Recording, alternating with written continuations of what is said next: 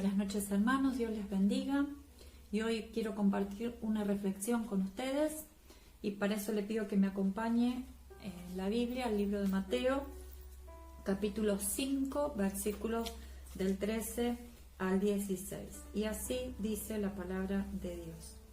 Vosotros sois la sal de la tierra, pero si la sal se desvaneciere, ¿con qué será salada? No sirve más para nada, sino para ser echada fuera y hollada por los hombres.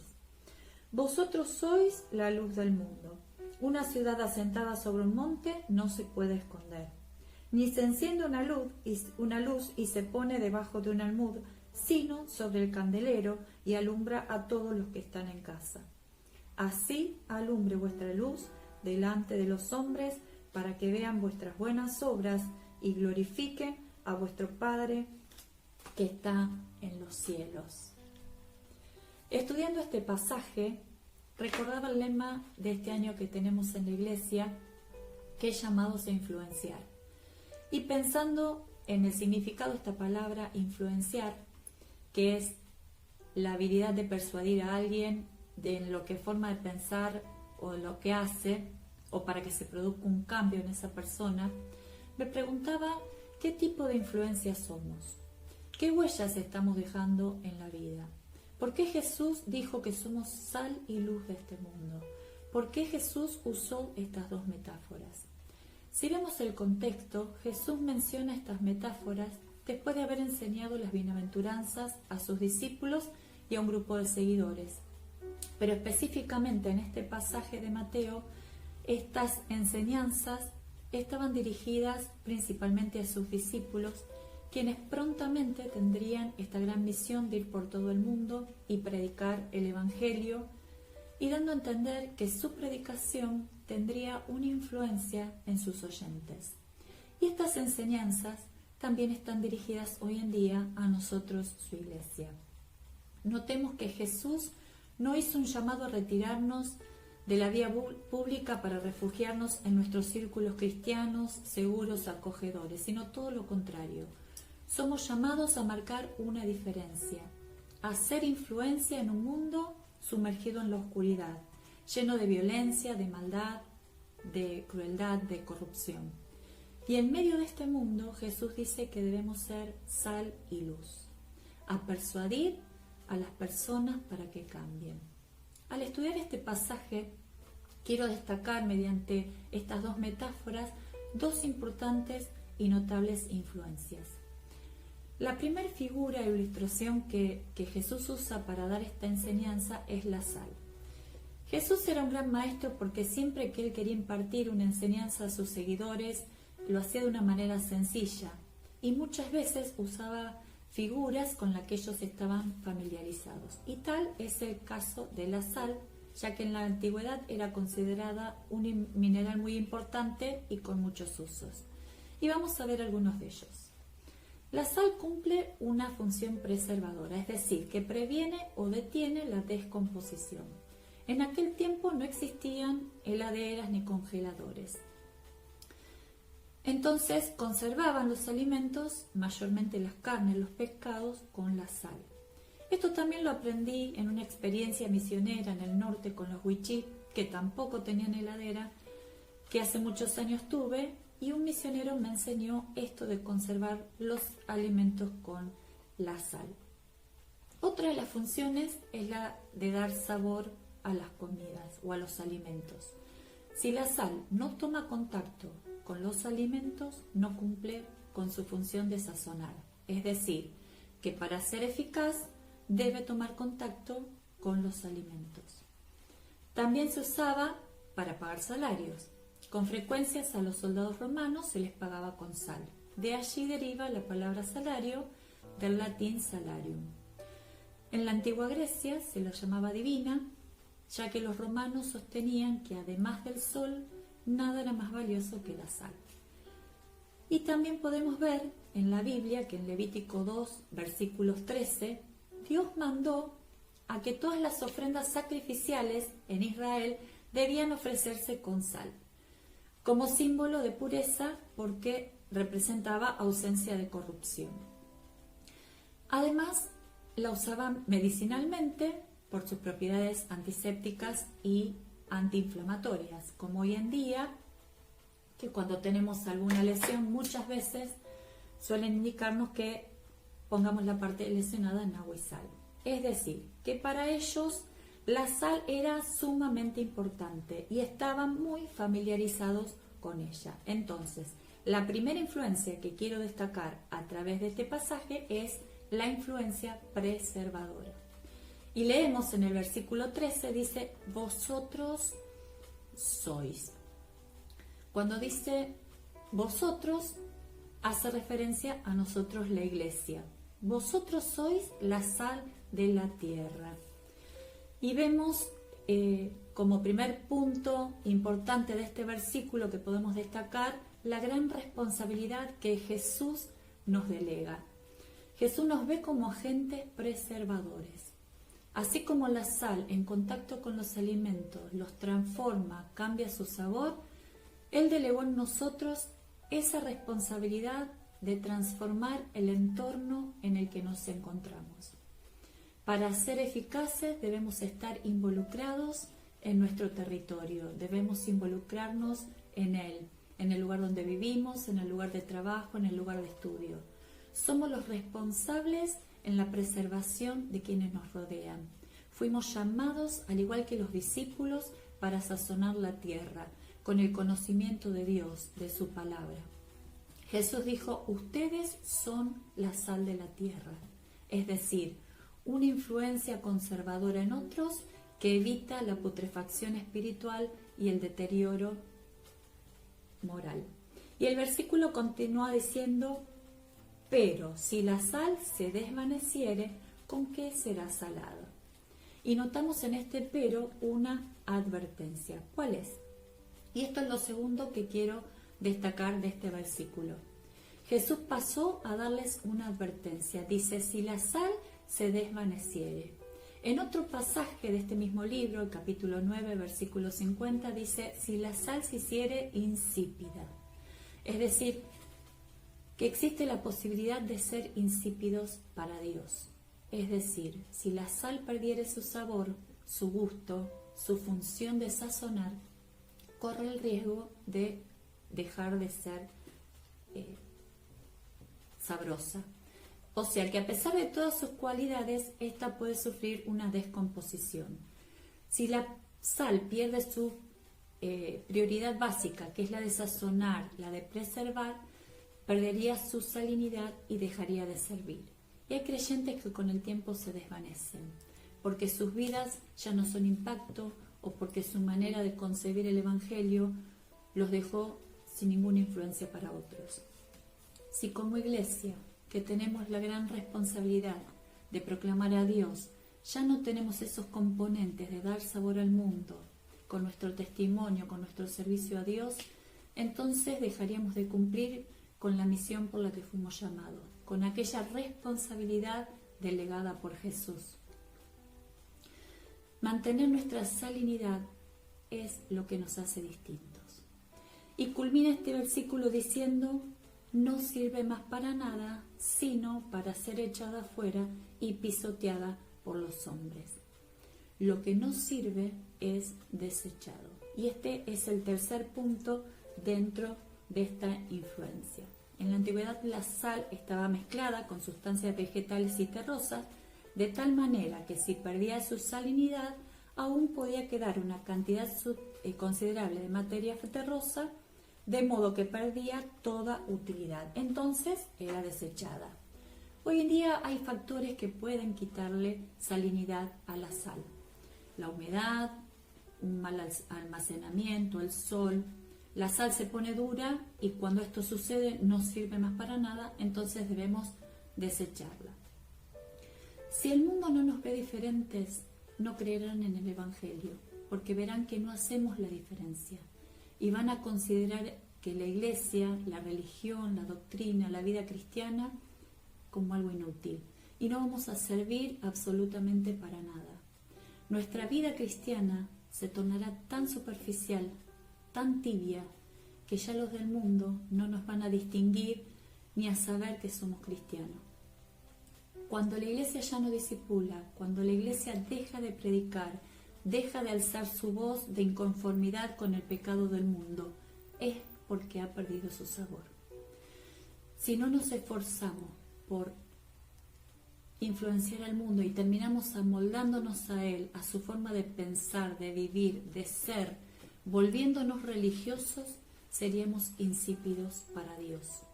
Si Dios deja esta advertencia, es porque como creyentes podemos perder la capacidad de dar sabor. Tenemos urgentemente que cambiar esto. No tenemos que perder nuestra salinidad, porque corremos el riesgo de ser desechados. La sal representa la moral, hace referencia al carácter, considera lo que somos. La segunda figura que usa Jesús en esta enseñanza es la luz, y lo leemos en los versículos del 14 al 16. Así como las personas de aquel tiempo estaban familiarizados con la sal, también lo estaban con la luz. En aquella época no había suministro eléctrico como hoy día. Ellos usaban para alumbrar lámparas con aceite, y cuando dicha luz se apagaba, prevalecía la absoluta oscuridad. Los discípulos habían oído que su maestro, que él era la luz, pero nunca imaginaron escuchar que él diría que ellos serían la luz del mundo. Y aquí encontramos la segunda influencia, la influencia reveladora. El versículo 14 dice: vosotros sois la luz del mundo. Si la sal sirve para preservar, la luz sirve para disipar la oscuridad. Y acá quiero destacar dos cosas. La primera es que Jesús hace una distinción que nos pone en una gran dimensión. La Biblia dice en 1 Juan 1:5, Dios es luz. Y en Juan 8:12 dice, Jesús, yo soy la luz del mundo. Ambos se definen como luz y a nosotros nos colocan en una gran dimensión al decir que somos la luz del mundo. No somos cualquier cosa. ¿Cuánto debemos valorar esto? En Juan 3:19 dice, los hombres amaron más las tinieblas que la luz, porque las obras eran malas. El mundo está en tinieblas y vive en oscuridad, por lo tanto sus obras son malas. Pero nosotros que somos luz debemos revelar, dejar ver nuestras obras, y las buenas obras no hacen solo referencia a las obras de beneficencia o de caridad, sino también a toda acción buena que proviene de la obediencia a Dios y al cumplimiento de sus mandamientos. Y en Proverbios 4, 18 y 19 dice, el camino de los justos es como la primera luz del amanecer, que brilla cada vez más hasta que el día alcanza su esplendor. Pero el camino de los perversos es como la más densa oscuridad, ni siquiera saben con qué tropiezan. Jesús usa esta figura para ejemplificar el efecto que tendríamos los creyentes en este mundo perverso, cruel, corrupto, sin escrúpulos, al cumplir con nuestra función de alumbrar, reflejando la luz de Cristo que está en nosotros, guiando a quienes están sin rumbo, sin dirección, siendo ejemplo con nuestra conducta, con nuestro modo de ser, con nuestro modo de actuar, siendo de influencia, marcando una diferencia. Porque el mundo verá lo que nosotros revelamos de él mediante nuestro testimonio, mediante nuestra conducta. Como seguidores de Cristo, vamos a hacer que nuestra luz brille, disipando la oscuridad de este mundo y que le sea revelado Cristo. La presencia de un creyente debe ser luz por donde quiera que se encuentre. Por eso continúa el versículo diciendo, una ciudad asentada sobre un monte no se puede esconder. Y lo segundo que destaco de este versículo es que la luz debe ser vista.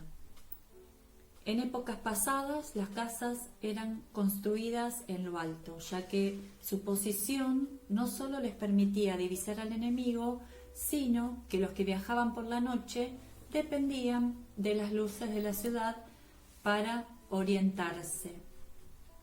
Y así debe ser nuestra vida, querido hermano, creyente en Cristo. Debemos ser ese punto de referencia que orienta al incrédulo a Cristo hacia la seguridad que Él ofrece al que está perdido sin rumbo alguno. Y continuando con el versículo 15, dice: ¿quién encendería una luz y la escondería? Esconder la luz sería tan absurdo como alguien que enciende una luz y la pone debajo de un almud. Un almud era un pequeño barril con una capacidad aproximada de 9 litros. Y Jesús sigue diciendo que esconder esa luz era tan absurdo como encender un candelero y luego cubrirlo con un barril. Esa luz no se irradiaría. Lo sensato sería poner esa luz en un candelero para que alumbre a los de la casa y así cumpla su función.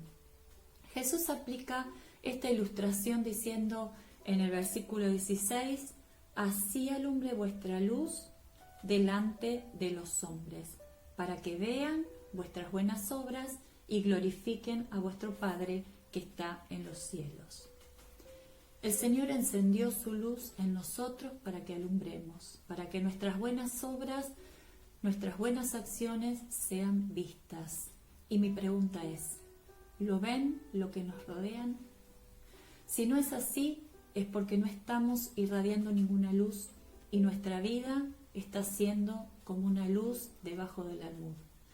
Dios quiera que nuestras vidas manifiesten buenas obras para que quienes nos rodean puedan tener nuestra influencia reveladora a través de la luz de Cristo que hay en nosotros, porque esas buenas obras serán el motivo por lo que la gente va a glorificar a Dios.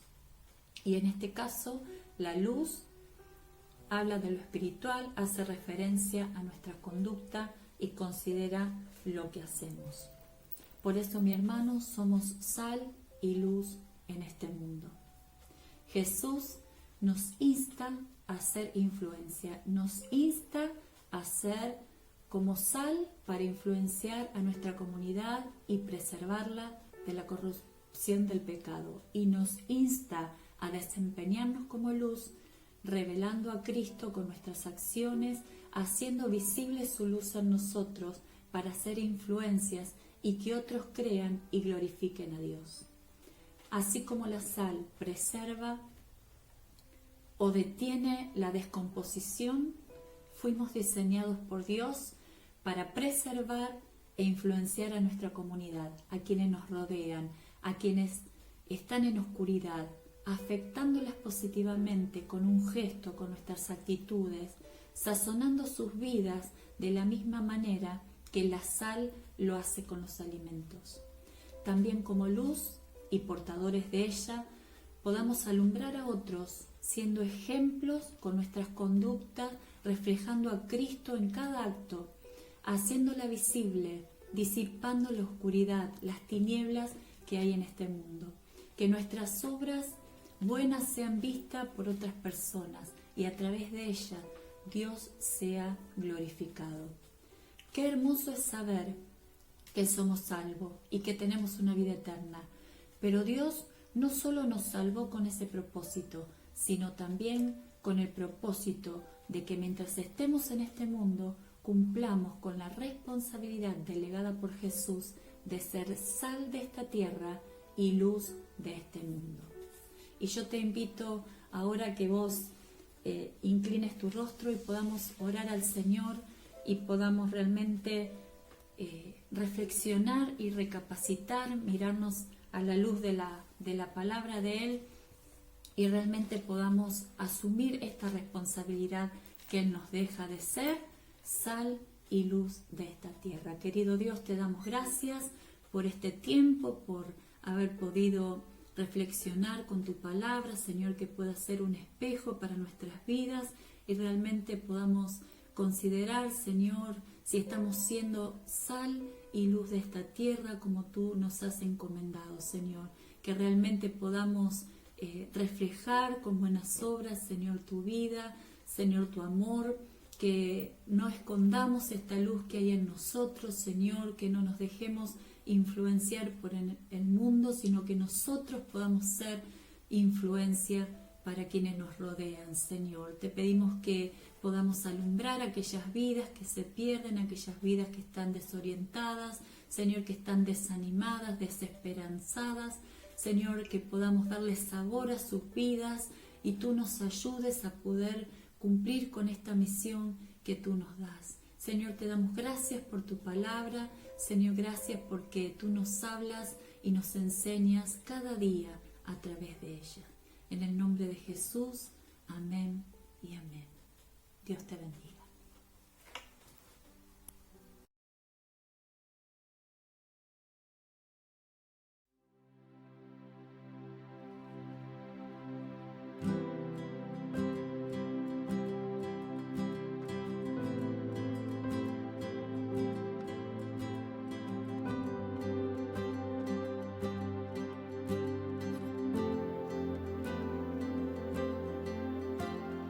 Al pensar lo que has hecho en mí, cuán profundo tú me amaste,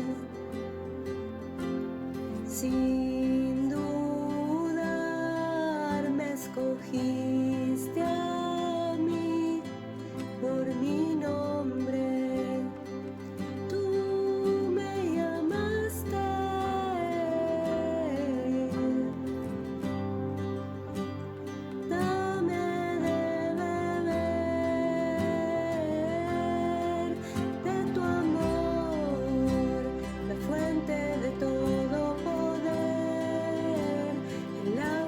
Sacia mi ser, tu inagotable amor, tu amor, nunca podré imaginar el ancho y la profundidad, tu inagotable amor.